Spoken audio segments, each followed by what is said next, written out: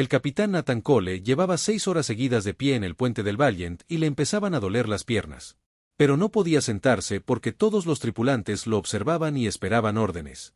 Si mostraba debilidad ahora, el miedo se extendería como fuego por la hierba seca, y no podían permitirse el miedo en ese momento, cuando 300 naves de guerra alienígenas rodeaban su planeta como lobos a su presa herida. La pantalla holográfica frente a él mostraba cada nave enemiga con perfecto detalle, y la computadora seguía calculando su potencia de fuego y realizando simulaciones. Y cada simulación terminaba igual, la Tierra ardiendo y la humanidad extinta. Y Nathan había dejado de mirar esas cifras después de la primera hora, porque las cifras no podían explicar lo que hacían los humanos cuando estaban entre la espada y la pared y sus hijos corrían peligro. La comandante Lily Harper cruzó el puente con su tableta en la mano, y su rostro tenía esa expresión que siempre tenía cuando las noticias eran malas. Nathan la conocía desde hacía 12 años y podía leer sus estados de ánimo mejor que la tarea de su propia hija. Y ahora mismo, Lily estaba aterrorizada, pero lo ocultaba tras una calma profesional. Se detuvo junto a su silla de mando y habló en voz baja para que solo él pudiera oírla. Y dijo que la nave insignia de Calred los llamaba de nuevo. Y esta era la tercera vez en 2 horas. Y todos sabían lo que eso significaba, porque cuando los conquistadores te llamaban 3 veces, significaba que se les estaba agotando la paciencia y que la matanza comenzaría pronto. Nathan le dijo que lo hiciera. Y la pantalla cambió y de repente estaba mirando al alto comandante Bexar, quien medía casi 2,4 metros de altura con escamas que brillaban como bronce pulido bajo las luces de su cámara de mando. Y sus ojos eran amarillos con pupilas verticales como las de una serpiente. Y cuando sonreía, mostraba hileras de dientes diseñados para desgarrar carne.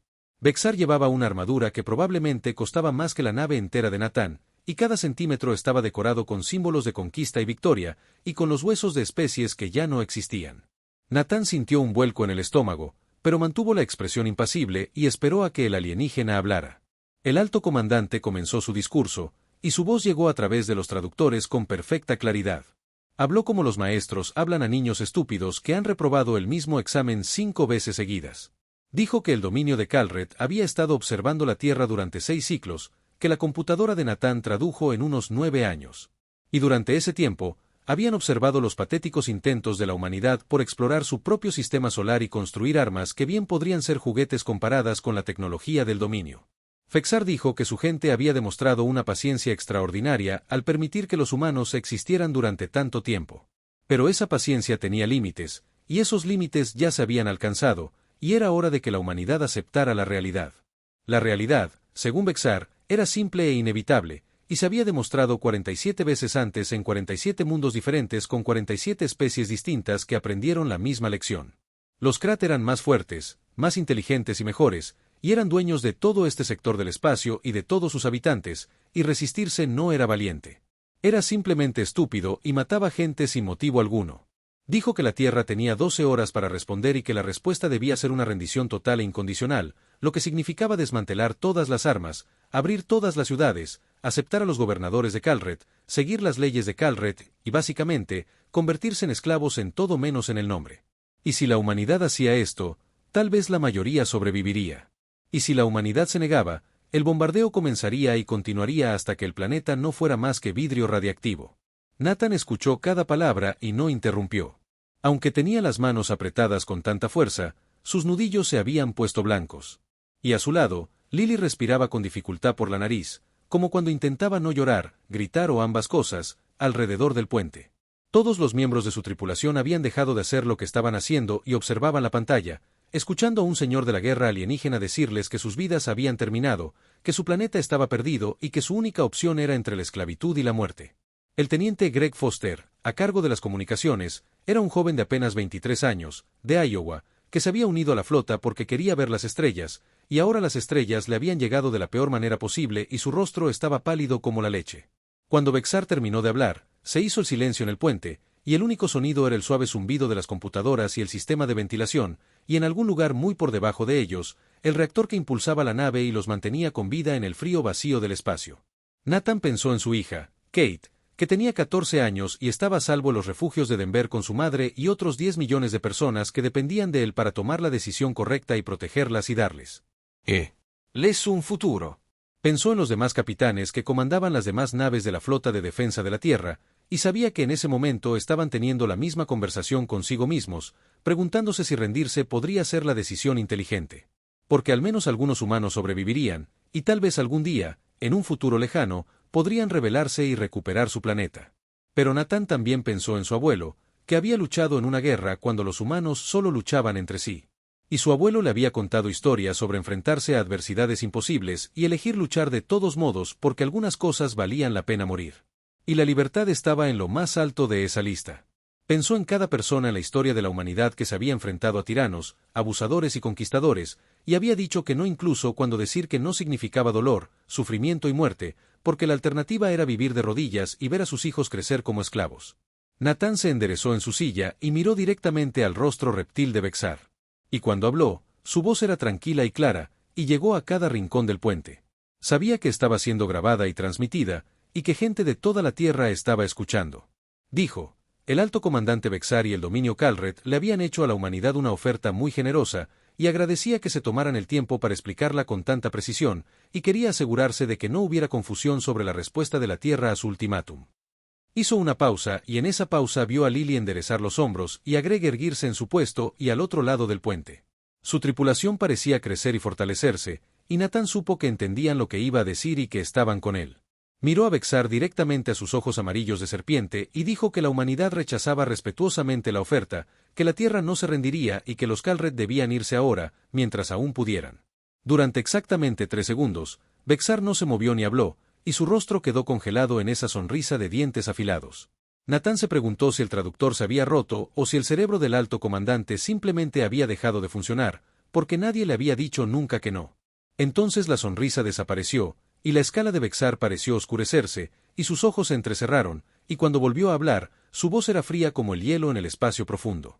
Dijo que Natán acababa de condenar a toda su especie a la extinción. Y que esta decisión sería recordada como el error más estúpido que cualquier raza primitiva hubiera cometido jamás. Y que los Calret disfrutarían dando ejemplo a la humanidad. La transmisión terminó, la pantalla se apagó y, de repente, el puente volvió a quedar en silencio. Pero esta vez el silencio se sintió diferente porque el miedo seguía ahí. Pero ahora estaba mezclado con algo más. Y Natán lo reconoció como orgullo. Lily se acercó y revisó su pantalla táctica. Luego lo miró y dijo en voz baja que todas las naves reportaban estar listas y que el proyecto Crucible estaba cargado a máxima potencia, esperando su orden. Natán asintió lentamente y pensó en su abuelo una vez más, en Kate a salvo en su refugio, en cada humano que moriría en las próximas horas y en cada humano que podría vivir debido a lo que estaban a punto de hacer. Dio la orden de ejecutar la operación Wildfire, y los dedos de Lily revolotearon sobre su consola y por toda la Tierra, la Luna, Marte y estaciones ocultas por todo el sistema solar. El arma secreta de la humanidad se conectó y comenzó a cargar. Y Natán se quedó en su puente esperando a ver si los humanos eran realmente lo suficientemente locos como para quemar un imperio solo para mantenerse libres. Y estaba bastante seguro de que ya sabía la respuesta. El dominio Calret había pasado 300 años conquistando mundos. Y en todo ese tiempo, nunca habían perdido una flota ni se habían enfrentado a una resistencia real, porque todas las especies con las que se toparon acabaron entendiendo las matemáticas de la guerra y se rindieron antes de que la matanza se agravara. El alto comandante Bexar había supervisado personalmente 17 de esas conquistas y sabía exactamente cómo funcionaba, porque el patrón nunca cambiaba, y las especies primitivas siempre seguían el mismo guión de desafío, seguido de desesperación y finalmente de rendición. Y la única variable era cuántos morían antes de aceptar la realidad. Esperaba que la Tierra siguiera ese guión. Y cuando Nathan Cole se negó a rendirse, Bexar se molestó, pero no se preocupó, porque los humanos aprenderían la misma lección que todos los demás, probablemente en la primera hora del bombardeo. Lo que Bexar no sabía era que la humanidad se había estado preparando para este momento desde el día en que detectaron la primera nave exploradora Calret hace 9 años. Y todos los gobiernos y organizaciones militares de la Tierra comprendieron de inmediato que los extraterrestres existían y eran más fuertes que los humanos, y que eventualmente vendrían a conquistarlos o destruirlos. Los líderes mundiales se reunieron en secreto y acordaron que la humanidad necesitaba un arma que pudiera derrotar a los enemigos con tecnología superior. Y la necesitaban rápido y estaban dispuestos. No estaba dispuesto a gastar dinero ni a correr ningún riesgo para construirlo, porque la alternativa era la extinción o la esclavitud, y ambas eran inaceptables. El proyecto Crucible comenzó en una mina abandonada bajo las montañas de Colorado y fue dirigido por la doctora Amanda Price, quien tenía 3 doctorados, una reputación de resolver problemas imposibles y un odio personal hacia los acosadores que se remontaba a su infancia en Boston.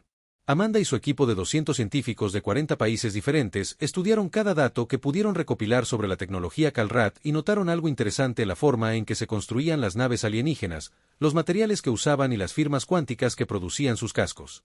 Se dio cuenta de que los Calrat habían optimizado todo para lograr fuerza, velocidad y potencia.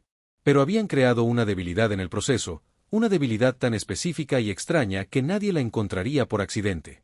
El arma que diseñó Amanda no usaba explosivos, láseres ni energía cinética, sino ondas de resonancia magnética enfocadas, sintonizadas a una frecuencia muy específica que coincidía con los enlaces cuánticos que unían los materiales de Calret Hall. Las ondas atravesarían los escudos como si no existieran. Porque los escudos estaban diseñados para detener armas convencionales, y esto no era convencional. Y una vez que las ondas alcanzaban el casco, causaban la ruptura de los enlaces moleculares y la nave simplemente se desmoronaba como un castillo de arena ante un fuerte viento.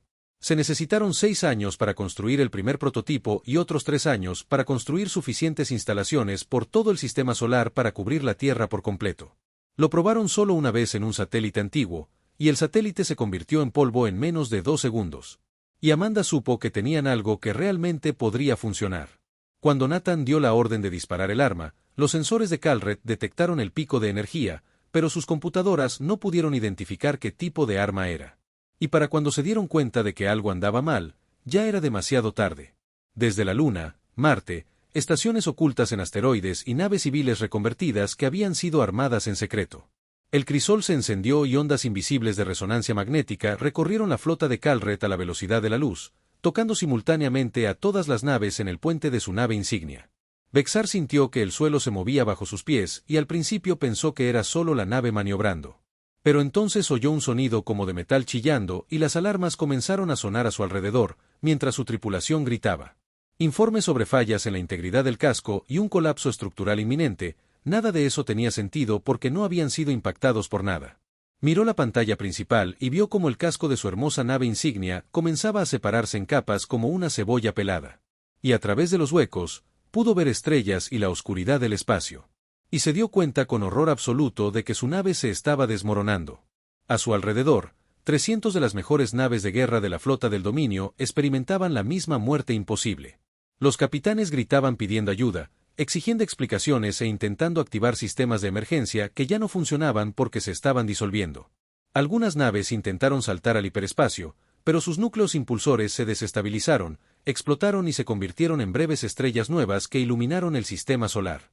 Otras naves intentaron retirarse con motores convencionales, pero estos se descompusieron antes de que pudieran ganar velocidad, dejando a las naves a la deriva, indefensas y haciéndose añicos. El teniente Greg Foster observó su pantalla táctica mientras los contactos enemigos desaparecían uno tras otro como velas apagadas por un fuerte viento, y al principio pensó que la pantalla estaba rota. Pero luego revisó los datos sin procesar de los sensores y se dio cuenta de que eran reales y que la flota de Calret estaba siendo destruida. Miró a la comandante Lily Harper, que estaba monitoreando los sistemas de armas, y tenía lágrimas corriendo por su rostro. Pero sonreía, y Greg lo comprendió porque todos esperaban morir hoy, y en cambio estaban ganando. Y el alivio fue tan intenso que casi resultó doloroso. Nathan observó cómo se desarrollaba la batalla sin alegría en el corazón, porque ver morir naves nunca era agradable, incluso cuando pertenecían a personas que querían esclavizar a su especie. Y podía ver a las tripulaciones de Calret en su pantalla, corriendo por pasillos que se desmoronaban e intentando alcanzar cápsulas de escape que ya no existían y muriendo en el frío vacío del espacio.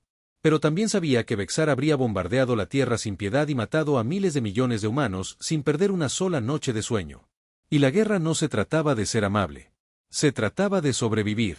Y a veces sobrevivir significaba hacer cosas terribles a personas terribles.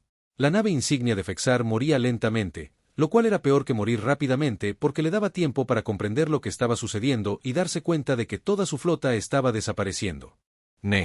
Y su carrera había terminado y la reputación de invencibilidad de su especie acababa de ser destrozada por primitivos que se suponía eran presa fácil. Logró abrir un canal de comunicación con el valiente. Y cuando el rostro de Nathan apareció en su pantalla, Vexar apenas podía hablar porque su cámara de mando se estaba llenando de humo, la gravedad artificial había fallado y él flotaba en el aire rodeado de escombros y tripulantes muertos. Pronunció las palabras que su manada no quería pronunciar, pero que su instinto de supervivencia exigía. Y le dijo a Nathan que esto era imposible porque todas las especies se rendían y la resistencia nunca funcionaba. Y los Kalt siempre ganaban. ¿Y cómo hacían esto los humanos cuando se suponía que eran débiles, estúpidos y temerosos? Su voz se debilitaba y Nathan pudo ver que Vexar estaba herido y sangraba una especie de fluido púrpura que probablemente era sangre. Y al alto comandante le quedaban quizás 2 minutos de vida. Nathan se inclinó hacia adelante en su silla de mando y habló con claridad para que Vexar pudiera oír cada palabra antes de morir. Y dijo que los Kalred habían cometido un error fundamental sobre la humanidad porque asumieron que los humanos pensaban como cualquier otra especie y preferirían la supervivencia a la libertad. Dijo que los humanos tenían una larga historia de librar guerras que no podían ganar, de correr riesgos que parecían descabellados y de negarse a rendirse incluso cuando rendirse era la opción lógica, y esto no era un defecto de la naturaleza humana.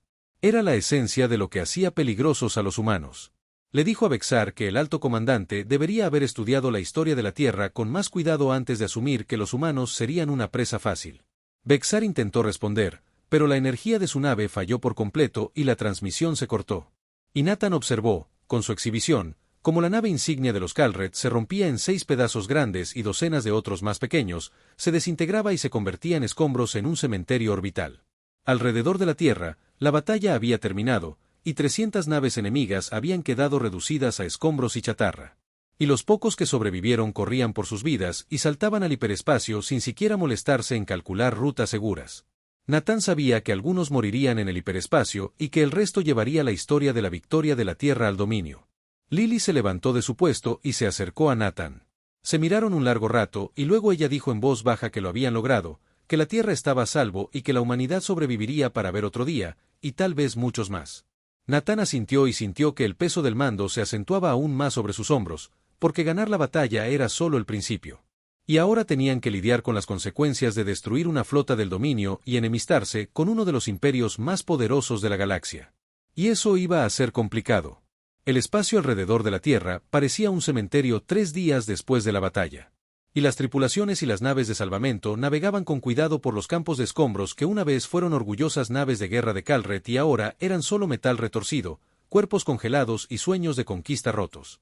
El almirante Frank King se encontraba en el centro de mando, enterrado a las profundidades de Ginebra, observando las operaciones de recuperación en docenas de pantallas, intentando no pensar demasiado en el hecho de que acababan de enemistarse con un imperio que controlaba cientos de mundos y poseía recursos que la humanidad apenas podía imaginar. La victoria se sentía bien, pero King había sido militar durante 40 años y sabía que ganar una batalla no significaba ganar una guerra, y que Kalred volvería, y la próxima vez estarían preparados. El precio de la victoria estaba escrito con sangre en 6 ciudades importantes que habían sido alcanzadas por las armas de Kalred en los pocos segundos transcurridos entre que Nathan se negó a rendirse y que el crisol destruyó su flota. Nueva York, Shanghái, Lagos, Bombay, Sydney y Sao Paulo habían recibido impactos directos de armas de plasma diseñadas para romper la corteza planetaria, y cada ciudad había perdido entre 200.000 y medio millón de personas en explosiones que vaporizaron barrios enteros. King había leído todos los informes de víctimas, asistido a servicios conmemorativos por videoconferencia y hablado con las familias que lo habían perdido todo. Y llevaba ese peso consigo a cada momento de cada día. La capitana Sandra Blake comandaba la nave de reconocimiento Geraisen, estacionada en los confines del sistema solar, vigilando cualquier señal de refuerzos de Kalrat, intentando interceptar comunicaciones extraterrestres y, en general, sirviendo como sistema de alerta temprana de la humanidad. Sandra tenía 38 años y había pasado toda su vida adulta en el espacio. Entendía las matemáticas de las distancias interestelares mejor que la mayoría de la gente entendía sus propios barrios. Y sabía que cualquier mensaje sobre la victoria de la Tierra tardaría semanas o meses en llegar a los mundos del dominio más cercanos. 3 días después de la batalla, sus sensores detectaron algo extraño moviéndose por el sistema exterior.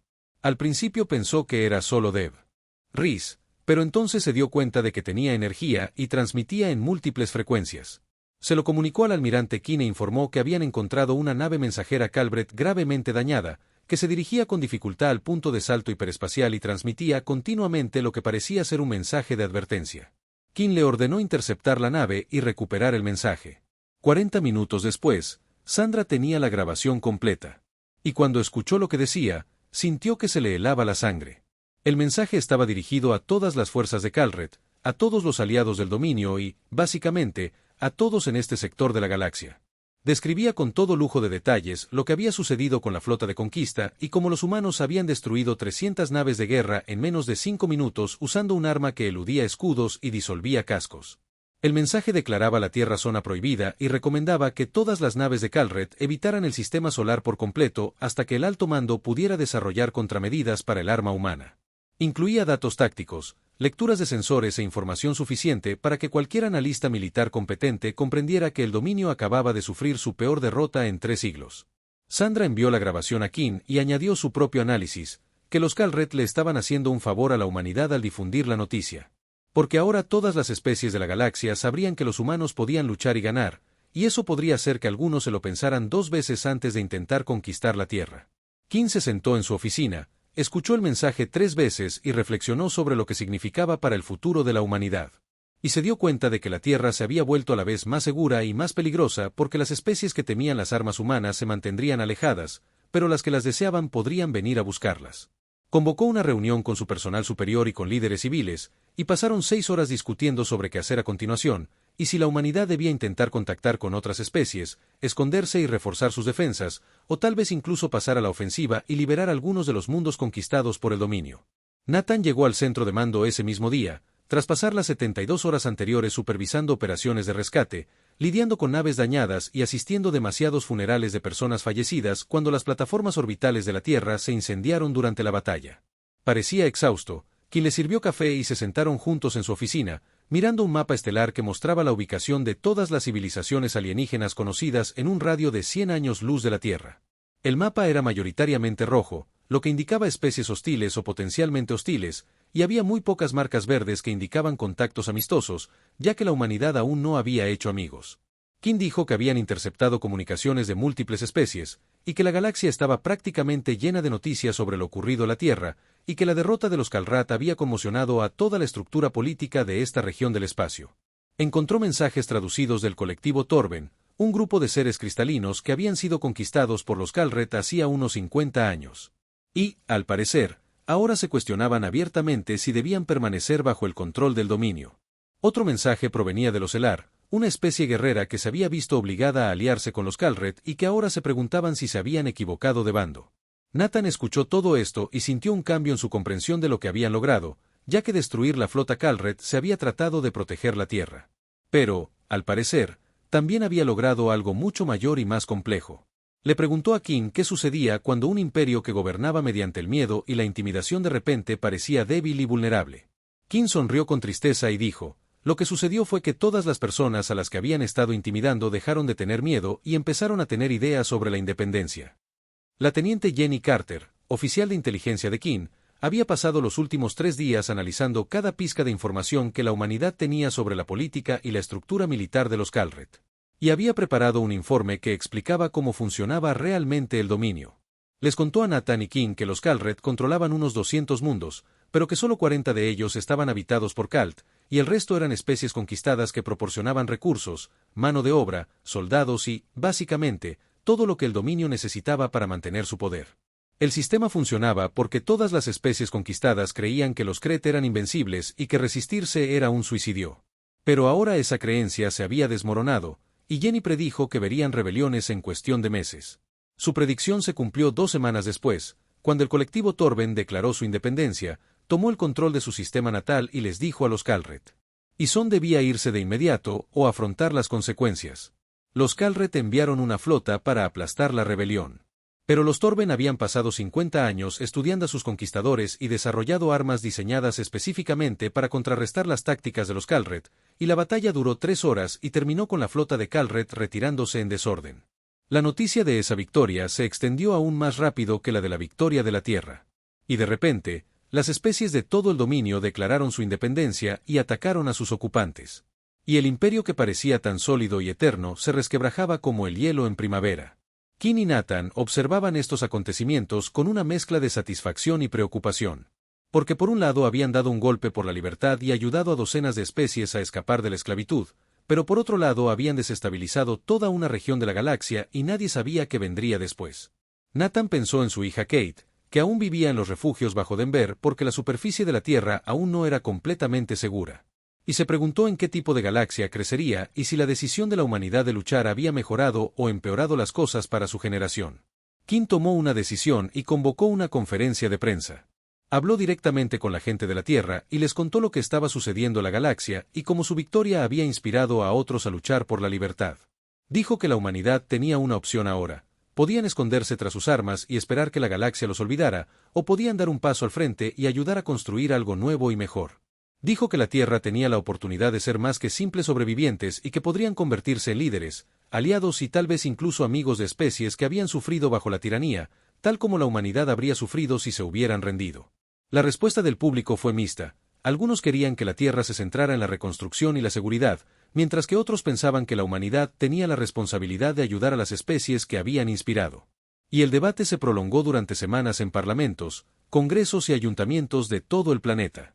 Pero mientras los humanos discutían sobre filosofía y responsabilidad, la galaxia seguía cambiando y más especies declaraban su independencia. Algunas enviaron mensajes a la Tierra pidiendo ayuda, consejo o simplemente expresando su gratitud.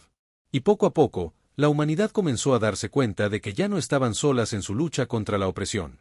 Nathan, sentado en sus aposentos a bordo del Valiant una noche, grabó un mensaje para Kate y le contó todo lo que estaba sucediendo y cómo la batalla que habían librado era solo el comienzo de algo mucho mayor.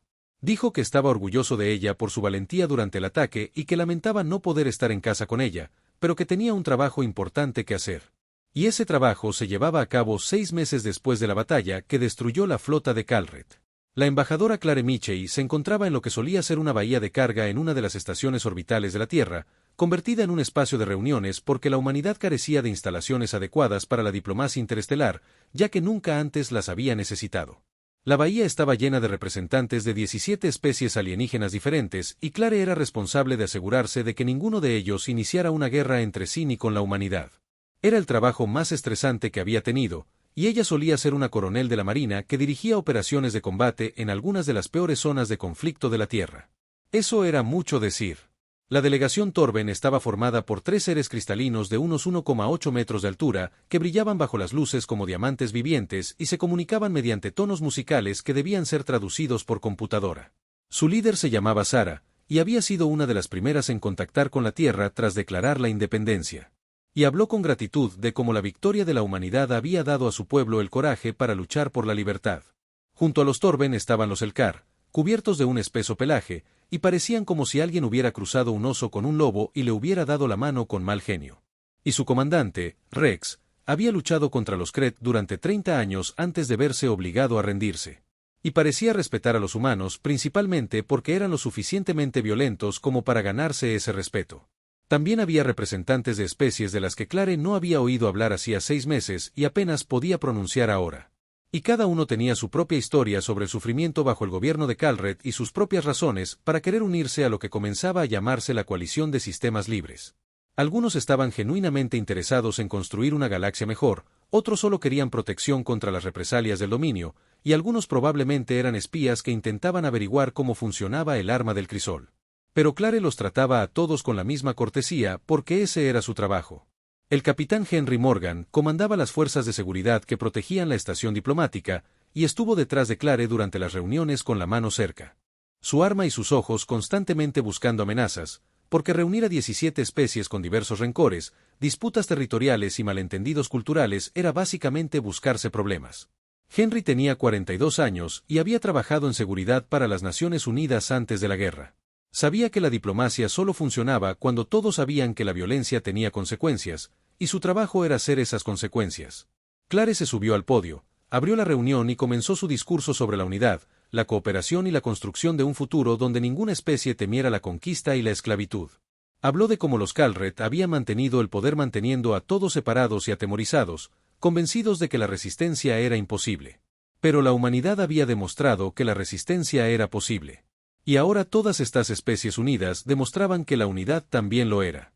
Dijo que la coalición de sistemas libres no sería un imperio, no obligaría a nadie a unirse y respetaría la soberanía y la cultura de cada especie miembro, pero que debían permanecer unidos porque el dominio seguía ahí fuera y seguía siendo peligroso.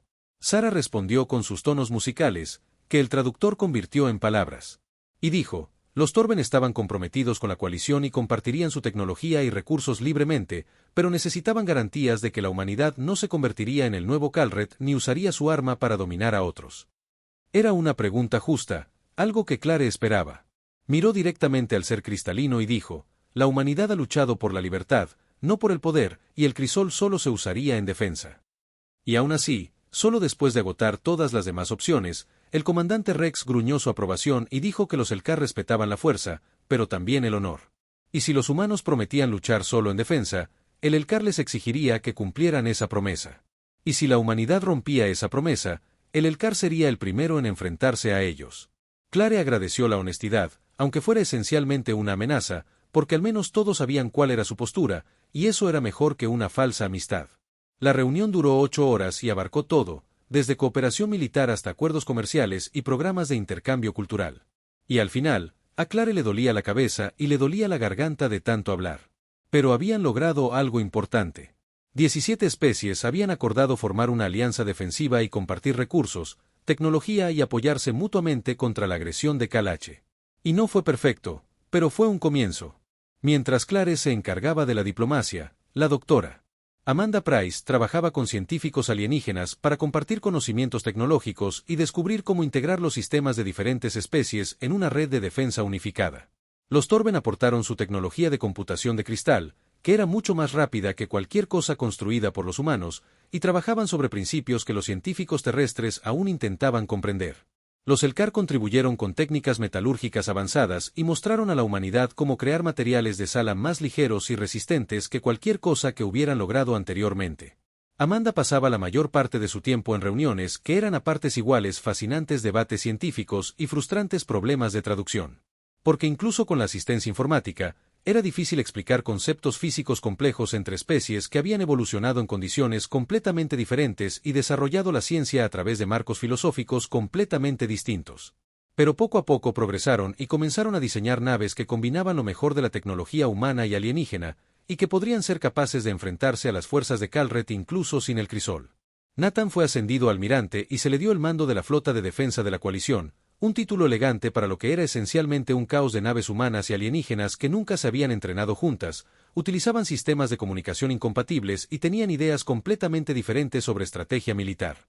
Pasaba los días intentando organizar ejercicios conjuntos y las noches estudiando manuales tácticos alienígenas y preguntándose si había cometido un terrible error al aceptar este puesto porque herir gatos sería más fácil que lograr que 17 especies trabajaran juntas. La comandante Lily Harper fue su oficial ejecutiva y le ayudó a gestionar el caos diario de dirigir una fuerza militar multinacional, o mejor dicho, multiétnica. Había descubierto un talento para comprender la psicología alienígena que sorprendió a todos, incluida a ella misma. Pasó tiempo con los comandantes de cada especie y aprendió sus costumbres y estilos de comunicación, y descubrió cómo traducir las órdenes de Nathan en términos que tuvieran sentido para seres que nunca habían oído hablar de la Tierra 6 meses atrás y no tenían contexto para las tradiciones militares humanas. El primer ejercicio militar conjunto fue un desastre, y Nathan observó con horror cómo un crucero Torben y un destructor Elcar casi chocaron porque usaban diferentes marcos de referencia de navegación y no se ponían de acuerdo sobre qué dirección tomar en el espacio tridimensional. Entonces, la red de comunicaciones colapsó porque alguien olvidó que los sistemas Torben operaban en bandas de frecuencia completamente diferentes a las de los sistemas humanos y los traductores de respaldo no podían con la carga. Y luego, una pequeña disputa sobre la formación. Las posiciones se intensificaron hasta convertirse en una pelea a gritos que requirió la intervención de Clare antes de que se convirtiera en violencia. Nathan detuvo el ejercicio después de 3 horas, reunió a todos los comandantes y les dio un discurso que, según Lily más tarde, probablemente fue demasiado honesto, pero definitivamente necesario. Les dijo que todos eran pésimos trabajando juntos y que si los Kalreth atacaban ahora mismo, la coalición sufriría una grave derrota, todos morirían o serían esclavizados y su especie sería conquistada de nuevo. Dijo que eso era inaceptable y que debían dejar de pensar como 17 flotas separadas y empezar a pensar como una flota que, casualmente, tenía 17 tipos diferentes de naves. Los comandantes no estaban contentos con su evaluación, pero ninguno podía discutirla, ya que todos habían presenciado el mismo desastre. Sara sugirió que debían desarrollar doctrinas tácticas completamente nuevas que aprovecharan las fortalezas de cada especie en lugar de intentar que todos lucharan de la misma manera. Rex estuvo de acuerdo y añadió que los Elar tenían experiencia integrando fuerzas auxiliares de especies conquistadas en su ejército. Y aunque eso sonaba inquietante, resultó ser un conocimiento útil. Durante las semanas siguientes, lo intentaron una vez más y fracasaron de nuevo, y lo intentaron una tercera vez y fracasaron un poco menos, y lenta y dolorosamente, gradualmente, comenzaron a descubrir cómo operar como una fuerza unificada. Los Torben aprendieron a coordinar sus saltos de desplazamiento cuántico con las descargas de los cañones de riel humanos para crear devastadores ataques combinados. Los Elcar descubrieron que sus naves eran perfectas para el combate a corta distancia, mientras que las naves humanas eran mejores en ataques de precisión a larga distancia. Cada especie aportaba algo único a la flota. Y cuando finalmente empezaron a usar esas diferencias como fortalezas en lugar de verlas como problemas, toda la operación empezó a tomar forma. Nathan, de pie en el puente de su nueva nave insignia, la Unidad, construida específicamente para operaciones de coalición e incorporando tecnología de 8 especies diferentes, observó cómo la flota ejecutaba una compleja maniobra que 3 meses atrás habría sido imposible. Las naves se movían en perfecta coordinación y alcanzaban sus objetivos con precisión. Y al terminar el ejercicio, Nathan se permitió una pequeña sonrisa porque tal vez, solo tal vez, tuvieran una oportunidad cuando Kalreth regresara. La flota de respuesta del dominio Kalreth llegó exactamente 9 meses después de que la humanidad destruyera su primera fuerza de invasión. Y llegaron con 600 naves de guerra provenientes de todos los rincones de su imperio y comandadas por el gran almirante Texor, quien había pasado 40 años conquistando mundos, nunca había perdido una batalla y había solicitado personalmente esta misión porque quería ser quien borrara la mancha del fracaso de Vexar. Dexter era viejo para ser un Kalrat, y sus escamas se habían oscurecido hasta casi ser negras. Vestía una armadura forjada con los restos de naves que había capturado. Creía firmemente en la superioridad de su especie y en la inevitabilidad de su victoria.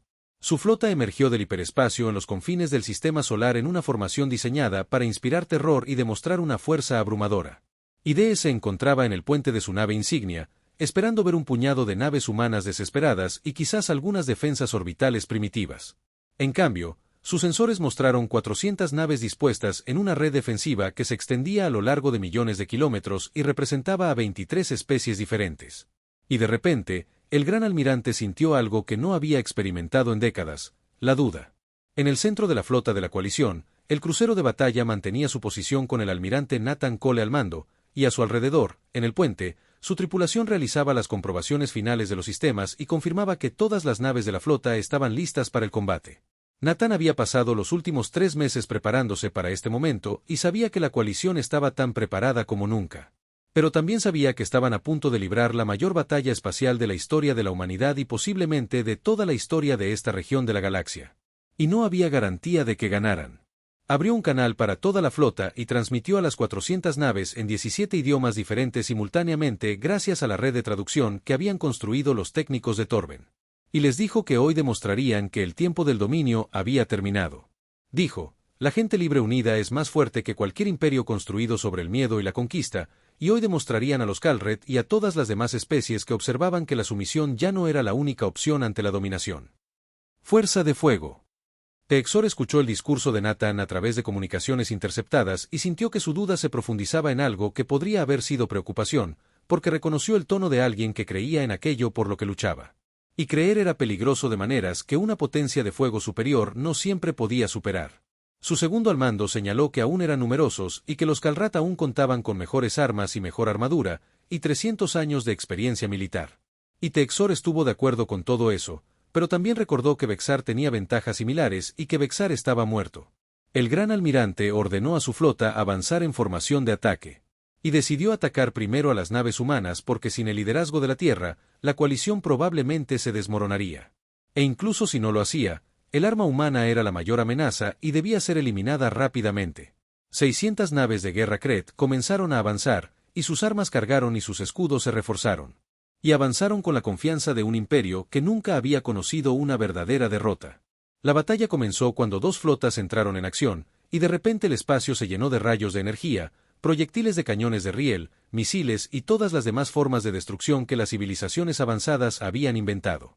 Los Kalreth avanzaron con fuerza y rapidez, intentando abrumar a la coalición mediante pura agresión y potencia de fuego. Y durante la primera hora, pareció que podría funcionar porque las naves del dominio estaban fuertemente armadas y blindadas, y sabían cómo luchar. Pero la coalición había aprendido de la doctrina táctica humana, y en lugar de enfrentarse a los Kalreth de frente, utilizaron defensa móvil y fuego concentrado, obligando al enemigo a acercarse a ellos a través de zonas de aniquilación cuidadosamente preparadas. El arma del crisol disparó, Y esta vez los Calret estaban listos con composiciones de casco modificadas y un posicionamiento de flota distribuido, pero el arma destruyó 70 naves en la primera descarga y obligó al dominio a dispersarse aún más, lo que los hizo vulnerables a otros ataques. Fue entonces cuando el resto de la coalición demostró lo que podía hacer y demostró que el poder combinado de las especies libres era mayor que la suma de sus fuerzas. Las naves Torben usaban su tecnología de desplazamiento cuántico para atravesar los escudos de Calret y lanzar devastadores ataques a corta distancia antes de volver a desplegarse. Los destructores Lekar se abrían paso entre la formación enemiga con increíble agilidad, apuntando a grupos de motores y sistemas de armas. Las naves humanas se coordinaban con ambas especies y usaban sus cañones de riel para perforar el blindaje debilitado por el efecto parcial del crisol. La comandante Lily Harper gestionaba la coordinación táctica desde el centro de mando de Unity, y sus pantallas mostraban cientos de naves moviéndose en patrones complejos. Actualizaba constantemente las soluciones de disparo y las órdenes de movimiento, asegurándose de que todos supieran dónde debían estar. Contaba con 3 asistentes Torben que la ayudaban a procesar la información y 2 oficiales Elcar que gestionaban la coordinación del combate cuerpo a cuerpo. Juntos, lograron que la flota de la coalición se moviera como un solo organismo en lugar de 400 naves separadas. Tras 3 horas de brutal combate, las bajas aumentaban en ambos bandos y la coalición había perdido 70 naves, mientras que Calret había perdido casi 200. Pero Texor podía ver la coordinación de la flota comenzaba a fallar porque sus capitanes no estaban acostumbrados a enfrentarse a enemigos que se adaptaban, aprendían y cambiaban de táctica en tiempo real. El estilo de lucha del dominio se basaba en seguir planes de batalla predeterminados y abrumar a los enemigos con una fuerza superior. Pero la coalición no cooperaba con esos planes. Y cada vez que los Calret se adaptaban, la coalición se adaptaba más rápido. Nathan observó el desarrollo de la batalla en sus pantallas y vio el momento en que el centro de Calret comenzó a ceder bajo la presión de los ataques coordinados, y supo que ese era el momento que lo decidiría todo. Abrió el canal de la flota y dio la orden de maniobra de ruptura delta, una táctica que habían practicado solo una vez porque era arriesgada, complicada y requería una sincronización perfecta. Pero ahora mismo era su mejor oportunidad para desmantelar por completo la flota del dominio. La flota de la coalición avanzó con una de cada 400 naves que cargaba directamente contra el corazón de la formación Calbret con las armas encendidas. Y fue audaz, temerario y completamente inesperado porque los defensores se suponía que debían defender, no atacar. Las naves humanas lideraron la carga con su pesado blindaje y potentes cañones de riel, creando aberturas que las naves Torben aprovecharon con su tecnología de fase. Los destructores Elcar continuaron con una devastación a corta distancia, y el centro de Calret se hizo añicos como un cristal bajo un martillo. Dee observó cómo su asalto, cuidadosamente organizado, se disolvía en el caos mientras sus naves rompían la formación y huían en todas direcciones. Intentó reagruparlas. Pero su red de comunicaciones estaba siendo bloqueada por las señales Torben y su nave insignia estaba recibiendo intenso fuego desde múltiples direcciones. Y se dio cuenta con absoluta claridad de que estaba a punto de morir. Un proyectil de cañón de riel humano atravesó su cubierta de mando y lo último que vio el gran almirante fueron las estrellas a través del agujero en su nave. Y entonces no hubo nada. La batalla terminó 6 horas después de comenzar, y de 600 naves de Calt, menos de 100 escaparon, y el resto fueron destruidas o capturadas y flotando en el espacio, a la espera de equipos de recuperación. La coalición de sistemas libres había perdido 143 naves y miles de tripulantes de docenas de especies diferentes. Pero habían obtenido una victoria completa que transformaría la estructura política de toda esta región de la galaxia. Nathan recibió una comunicación de la Tierra después de la batalla. Era su hija Kate, que ahora tenía 16 años, estudiaba ingeniería y planeaba unirse a la flota espacial cuando tuviera la edad suficiente. Ella le dijo que estaba orgullosa de él y de todos los que habían luchado, y que su generación construiría la paz que la suya había conquistado con sacrificio. Nathan sintió lágrimas correr por su rostro y no se molestó en ocultarlas, pues todos en el puente lloraban o llorarían más tarde, cuando tuvieran tiempo de procesar lo que habían logrado. La embajadora Clare Mitchell emitió un comunicado a la galaxia, que se transmitió en todas las frecuencias que la coalición pudo alcanzar y se tradujo a 200 idiomas diferentes. Decía que el dominio Calret había llegado a la Tierra esperando la sumisión, creyendo que su poder era absoluto y que su victoria era inevitable. Pero se equivocaban. Afirmaba que la humanidad y sus aliados habían reducido a cenizas el orgullo del dominio y demostrado que la unión de los pueblos libres no podía ser conquistada.